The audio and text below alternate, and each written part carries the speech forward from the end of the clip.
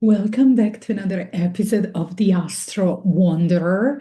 This is a long time coming because I really wanted to bring back astrocartography to the podcast for a while.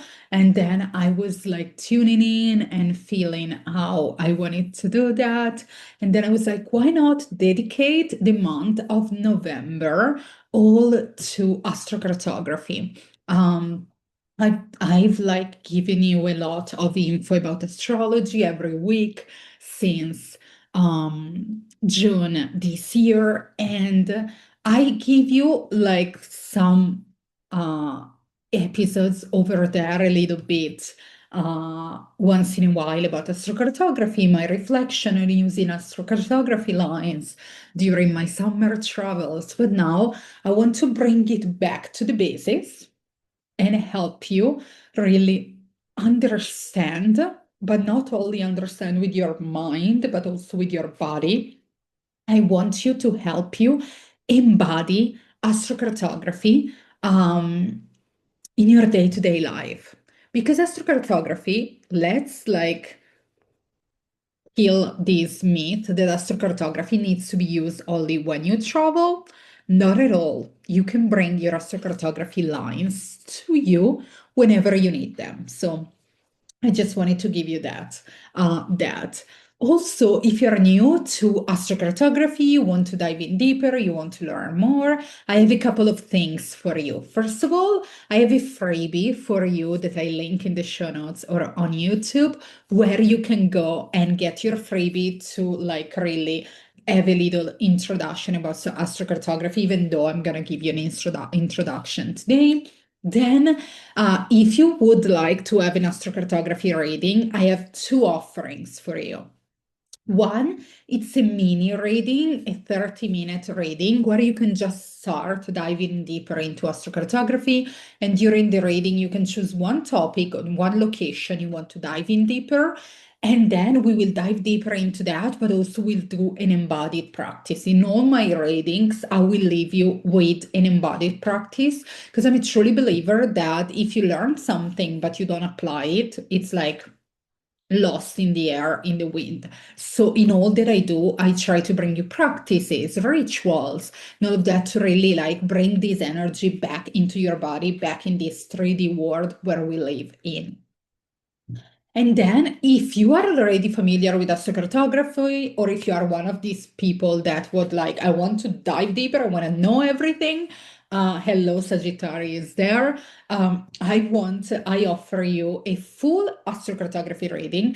That's really an hour reading where we focus on different purposes or three locations where we really dive in deeper and embody the energies. So the offers are there. My calendars for both November and December are open. And I just wanted to let you know that next year I will raise my prices because I've been relaunching my business since June. And I feel like next year, with like after 6 months in business, I want to rise my prices as well, since I'm always constantly learning and developing new strategies and new ways to help you come back home to yourself and then help you create the life that you desire. So there you go, everything in the show notes, or you can go on my website at luanabossetti.com/services and you can find everything there.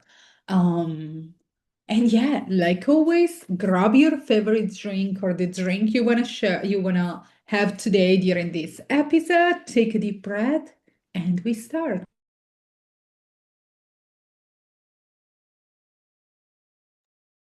Let's start from the very beginning. What is astrocartography? I still need to come up with a different like name for this because this is such a long name and sometimes it's a mouthful to even say. But basically, astrocartography is the travel branch of astrology. It uses your birth chart to create a personal map of the world. So basically, imagine your birth chart that is the wheel. That's where astrocartography starts from. It's based on your birth chart. That's why what I'm going to tell you always take it with a grain of salt in the sense that you always have to refer to your birth chart. It's very specific, but I will dive in deeper into that in a minute. So basically, imagine the map of the world, and then overlap. There are different lines with different colors that represent all the different planets, all the different angles in your birth chart. Um, and that shows you what are the best lines for travel, for relationship, for relocate, for dreams, for career. So it really highlights the location that offer you the best opportunity for growth, for expansion, love, career, creativity, and also points out where some location might feel more challenges or might require deep inner work. As I always like to say, if you've been with me for a while, you know this. For me, astrocartography, it's like a cosmic GPS that always guide you, and not like the GPS that sometimes like goes in a tangent and you end up in a place where you're not meant to be. But or maybe you are, who knows? But really the cosmic GPS, the stars guiding you once again. So there are different lines, as I said, with different colors in astrocartography. If you look at the astrocartography chart that you can find in the freebie as well, each line represents a planet. So each color represents a planet. So let's say the green line, it's Venus.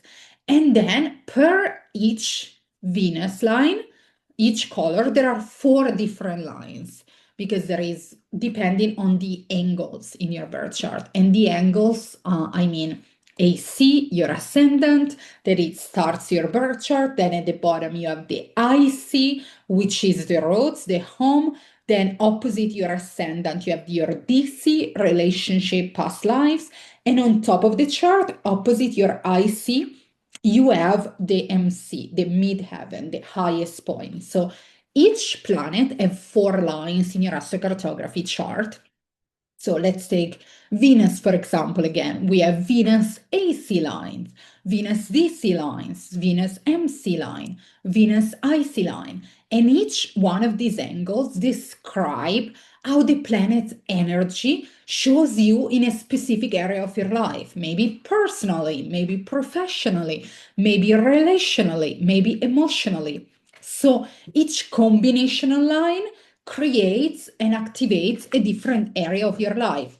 Let's make the generalized example, but that doesn't mean that it's personal to you. I'm going to make today generalized examples, but then you always have to refer to your own chart, your birth chart, to know if this is a good line. I don't want to use good, but what energy these lines bring to you. For example, let's take Venus again. Venus, planet of love, relationship, abundance. So if we have a Venus DC, that is the angle of relationship, that could be the best line for you to find love, to really level up your relationship, to really feel so connected, so loved from yourself, from other people. But again, refer to your birth chart.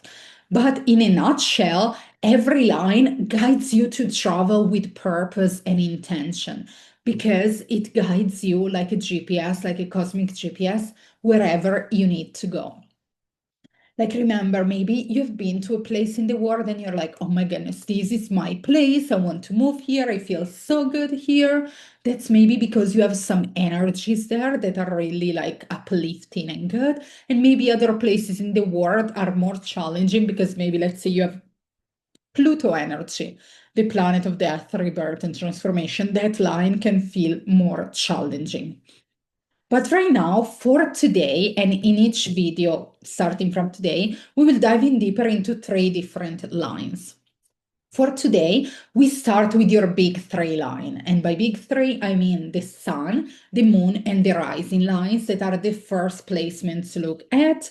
But again, I want to make a disclaimer, a big one again, because I'm a truly believer in no, it's like there's no such a thing as a one size fits all approach. It's very personal. So, what I'm going to talk about the lines right now, this is a general interpretation. But because astrocartography is based on your birth chart, you always have to refer to your birth chart. That's why going to a professional like me or other astrocartographer can really help you decode like what are the best lines for you. Because let's say you want to go on a sun line, but your sun is conjunct Pluto in your birth chart. That could be a very challenging line because it will bring light to all the darkness, the shadow to heal. Will be a good healing line, but not the best, maybe to feel that vital, energized self. So please, please, please always refer to your birth chart. And if you don't know or reading an astrocartography chart, it can be even more overwhelming than a birth chart because there are so many lines and they cross and they like come together and can be very overwhelming. That's why, once again, I want to invite you to go if you're interested in this topic and find a professional. I'm here, but if it doesn't resonate with you, don't resonate with me, you want to go to somebody else, just go, but make sure you do this with a professional. So the first three placements that I want to talk about today is sun lines, moon lines, and AC lines. So this sun in astrology represents your outer personality, represents your vitality, how you show up in the world, what you do when you wake up in the morning, like how you dress, how you present yourself to the world. That's your outer personality. I'm gonna do a little parenthesis here because I was talking with somebody, I think my mom or somebody else this week. When you look into horoscopes, never ever look for your sun sign because that's, again, as I said, it's your sun, it's your personality. However, I want to challenge you to look at your rising sign because the horoscopes are done based on the house system in your birth chart. And the first house starts with your ascendant. And if you haven't listened to the Ascendant Rising Sign episode, I highly suggest you to go there. But I just want to put that out there. And now I close the parentheses and I go back to astrocartography. So we were saying the sun, it's your outer personality. So when you look at sun lines, again, refer to your birth chart, but in general, sun lines are a very good place where your personality shines, where you can express yourself freely, where you feel good, vibrant, healthy, excited. These are good places that maybe bring out the fun, exciting, living your best life kind of energy for you because it's really like where your personality shines, where you feel at your best. So sunlights can be really good to go if you really want to express yourself freely, if you want to bring out that inner child energy, fun, excited, if you want to feel vibrant and healthy, if you want to live your best life. These could be very good lines. Then the second line, it's your moon line. This is a place where if the sun lights you go to express yourself and shine your personality, these are places where you go to retreat, restore, rest, where you go to connect back to yourself and feel at home within yourself. These places help you like feel your emotions freely so you can come back to that center intuitive and emotional self. These places might feel like a comfort zone of sorts. This could be good places if you want to go on a spiritual retreat, if you want to just go for a break, a rest. These could be very good places. And if you want to connect with yourself. And then last but not least, AC lines. AC, it's your ascendant, it's your soul highest purpose in the birth chart. So AC lines are a really good place to go back to connect to your purpose, to that higher self, and also to fall in love with life. Because when you are connected with your purpose, your why, your dharma, your life purpose, however you want to call it, then you feel like you are flowing with life and you are like loving life in a way. So these are really good places to start and look. But again, be mindful of your birth chart for this. because it always depends. For example, now I'm gonna give you a little bit of interpretation of my own chart, of course, because um, so I can give you a little bit interpretation on how I lived this line. So for me, let's think about the big three: sun, moon, and rising. So I'm trying to figure out which places I've been. I don't think I've been close to a sun line yet. Um, I don't think I've been close to a sunline yet. Not to a sunline, but obviously, well, I'm not gonna go into like local space just yet because that will be very confusing. But I can give you my experience to a moon line. When I go to these places on my moon line, for example, it's in the south of France, and at 18 years old, I went for an internship in Cannes in the Côte d'Azur in France, in the south of France. And I was like, oh my gosh, I'm home. And I was like, home? Like you've never been here. At that time, I didn't have the awareness that I have right now. So I was like, what are you talking about? But I had this feeling of coming home. I loved that place. I felt like I went there for an internship, but I felt like I came home to myself. And that was also the place where I realized there's so much more out there and I want to start traveling. And that was a Mon IC line for me. IC being the place of roots of home. And my IC, it's in Sagittarius, the traveler. So when I went there, I really ignited that fire, that passion or fire also of Sagittarius, my Sagittarius IC, and my moon is in Sagittarius. So going there, I really embodied that Sagittarius energy. And when I came back and I had to go through my last year of high school, my senior year of high school, I had a goal that as soon as I finished the high school, I wanted to go back to France and start traveling. And that's what I did. I went back, I started working for a French company in 2011 now, so 14 years from now when Neptune moved into Pisces, but that's a story for another day. I really was able to embody that moon I see energy that in my birth chart they are in Sagittarius. So they brought up that. So you see, for me was yes, finding the home, but that was like not finding a comfort place or feeling my feelings in a way. It was more like, okay, I found the home and I found this sense that home for me it's wherever I am and everywhere in the world. So that's just wanted to put out there based on my birth chart. Then I think I went on another moon line this year or close to. No, maybe I was thinking about that, but no.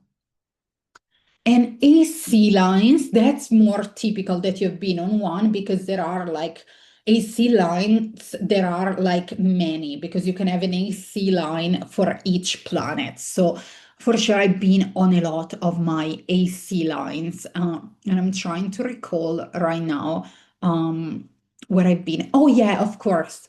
The first one that comes to mind in my Jupiter AC line, but let's stick to the AC part. I was in Fuerteventura, and it's in the Canary Islands in general for me, where I felt this AC line because I felt I was connected to my purpose. I was connected to my purpose there.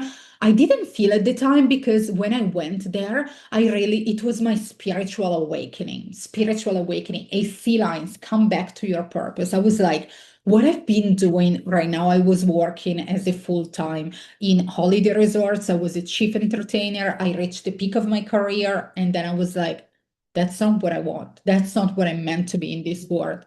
Yes, I'm helping people, but that's not what I'm meant to be. And I'm a Virgo rising. So to refer my IC lines, I'm Virgo. So I'm here to be at service to people. But the way that I was at service to people was not in alignment with who I was anymore. I had my spiritual awakening there. That's when I started approaching astrology. That's when the pandemic hit. And I had the best time. I know it's been difficult for many times and for me as well. At the beginning, I was like, oh my goodness, I lost my job. They kicked me out of the hotel where I was working. I had to find a like quick place where to live throughout the pandemic. And gladly, I found it. It kind of fell in my lap that AC, higher self energy, like the universe energy, always having your back. And then I, at the time of my life, I really was able to, okay, let go of this job. It was like really, I actually quit before the pandemic, but then the pandemic happened, and I was about to finish my contract like 2 weeks before the pandemic happened. But anyways, that's a story that so many people have, that something got canceled during that time. But that was really a great time to reconnect to my purpose. And like, I want to be at service. I try different ways. I went into coaching for a little bit. I like dip my toes into astrology, and then that's where I am today, 5 years later. But that was one experience of an AC line that comes to mind. I'm going to try to find another one to give you another example. Maybe in the US, where I travel a lot, maybe I had some AC line. I think I have more DC lines in the US and MC lines, but I'm trying to figure out. No, I don't think I have AC lines in the US. Let's see, maybe when I went to the other side, Thailand, I know that area, I have so many AC lines. Yes, exactly. That's what I was recall correctly. When I was in Thailand, I was on a AC moon line. So we bring together the energy of the moon that I shared before, Sagittarius, my traveler moon, and the energy of the AC, your purpose. And when I was there, it was such a trip that like really opened me up for so much, because even if I was a little bit like into meditation, but it was 2017, so it was pre my awakening, pre-pandemic and all of that. So I was still, I knew I wanted to like kind of dive more into spirituality and all of that, but I was not sure. When I went to Thailand, I did the temple route, like from Bangkok up to Chiang Rai and Pai, like the town, hippie town of Thailand. And I went on this journey on temples, but this journey within myself, because when I went there, I was with one of my colleagues and friends at the time, but we had such different ways of traveling. And we like butt heads all the time, and we fought. And then I decided, I was like, I didn't came this far to have a trip where I have to fight with one person. I really wanted to go on my tempo route. So I was like, see ya. It was hard. It was my first time. And I was in a place where in the tempo route, it's not like Bangkok, it's very Chiang Mai, they're very like digital nomad community, but I went in some little towns and nobody spoke English. So that was such a stretch out of my comfort zone. And again, the moon line is your comfort zone, but my moon is in Sagittarius. My ascendant is Virgo. So I had to take that aligned decision for my highest self, wander around by myself, and had this profound experience where I found myself in the White Temple, and I was like, wow, that's like how far I've come since I left Italy in 2011. It was 6 years later. I was approaching probably the 7 year mark, so maybe some Saturn square or Saturn placements at the time. So that was a deep, profound experience for me. But again, as you see, all the places where I go on my moonlights, I travel because my moon is in Sagittarius. But for you, it's going to be different. That's why I'm going to end this first video and podcast about astrocartography, reminding you not take what people say, me or other people out there about the lines as your truth, because these are just generalization. Go and have a reading with somebody to have that personalized experience. And if you choose to have a reading with me, you will also have an embodied practice to really embody these energies. But yeah, this was the first chapter of astrocartography. I hope you enjoyed. Make sure to go in the show notes to get the freebie, to get a reading with me if you feel like it, and share, comment, share with a friend if they are interested in travel and astrocartography. Comment on YouTube, Spotify, subscribe. That's how you can really help me and my podcast grow and the people that need to hear this knowledge. So thank you so much, and until next week. Peace and love.